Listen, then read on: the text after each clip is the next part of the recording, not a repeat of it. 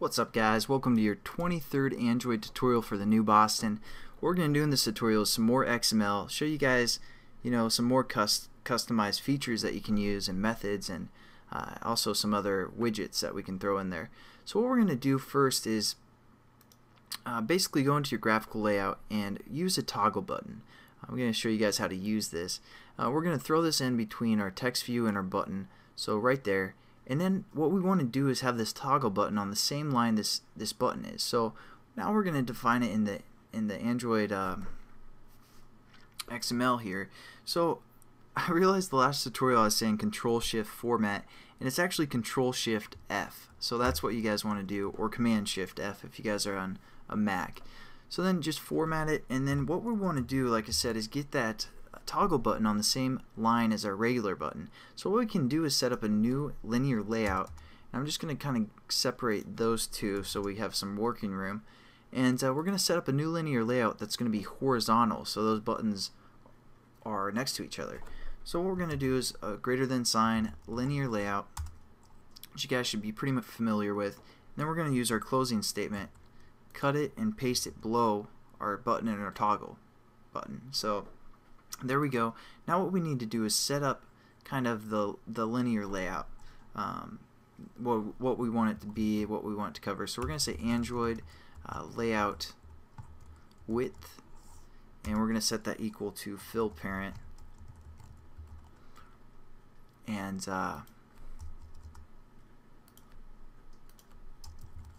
Android layout height is going to wrap the content.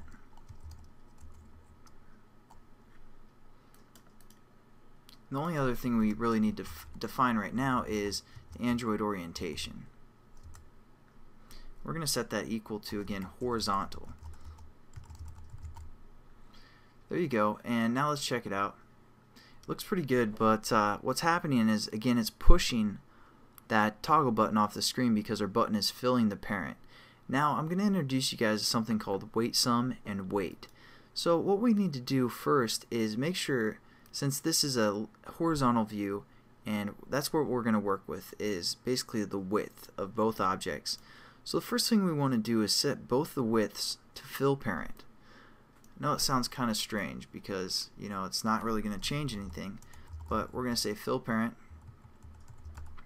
and if we check it out, nothing really changed. But now what we can do is we can apply some, like a total weight value within this linear layout. We're going to hit Control Shift F again, kind of format it. Okay, that didn't turn out the way I thought it was. But basically, we can add a weight sum up here within this linear layout. Then we can distribute some of the weight within each item, and it'll take up kind of a percentage of what's available. And since the whole width is available, that's what it's going to distribute. So how we're going to set that up is we're going to go into this linear layout where we define some stuff, and we're going to set up the total value. So we're going to say Android weight sum is the command, and we're going to set it to something like 100 because 100 is pretty easy to work with. Then you can kind of give them percentages. Now we're going to go into our first item, our button here, and we're going to give it a weight value. So we're going to say Android, and it's actually a layout weight value. So that's why we had our layout width fill the parent, because that's what the percentage is going to go to, the layout. So we're going to say layout underscore weight, and we're going to set this equal to 50 just to start with. And then we're also going to define 50%, or 50 value for our weight, because we want our total weight to equal 100. So 50 plus 50 is 100. Again, free math lesson for you guys. Let's check that out. There we go. We kind of have them both set up for the most part to get it 50% of the whole available width. So that's kind of the introduction to the weight value, but and how weight sums work and all that great stuff. But the only other thing is you'd assume like 75%, or if we put like 75 here and 25 here, that the 75 would have a greater distance, but it's actually the opposite. So we're going to say the button is going to have like 20, and the toggle button is going to have 80. So if we check that out, that's what it's going to look like. Basically, this has 20% even though we defined it as 80, having a weight of 80. And this is we've set as 20, and it's going to have 80% of the whole width. So there we go.